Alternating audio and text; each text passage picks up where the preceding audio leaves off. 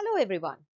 It is very important to understand how to scale up evidence-based intervention targeting diseases such as diabetes and hypertension, which have been growing silently. We have an opportunity to study up to 27 projects, scale-up projects, which are being implemented and which have been funded by the 2019 scale-up call by the Global Alliance for Chronic Diseases.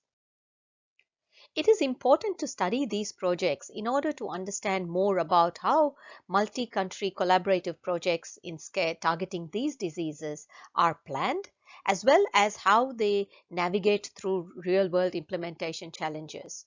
COVID-19 is a challenge that affected all these projects in some manner, and by studying these projects in somewhat concurrently and parallelly, we will be able to gain a lot of lessons on the challenges by COVID-19 across different countries, contexts, and projects. Our aim is to capture data from these studies at two stages, the first being planning and the second being implementation stage. So far, we have received data from 21 projects and we have extracted this onto a data extraction tool which was prepared on basis of a literature review. We have realized that there's a range of projects trying to do different things, adopting different study designs, and using different sectoral involvements. This was followed by multi-stakeholder interviews, and we have covered so far 41 across a different stakeholder mix. Let us understand a little bit more about what were the challenges due to COVID-19. We are all familiar with the lockdowns and travel restrictions as a result of COVID-19. There was also differential regional impact within each of these implementation countries.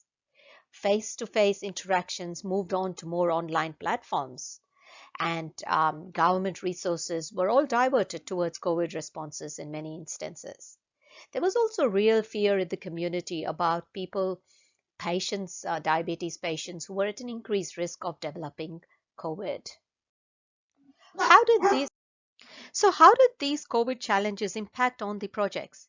Well, for one, plans had to be changed.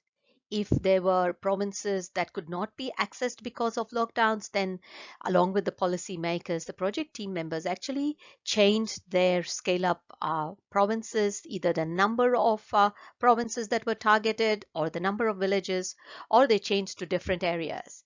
Clinical data collection was a big problem as patients did not visit the facilities. There was a communication breakdown with policymakers, which really is an important part of scaling up. Partnership building and stakeholder engagement were challenged as well. There were some questions raised about the fairness and equitability of research data that was being gathered, and working projects that involved close interactions and education workshops with community members were also impacted.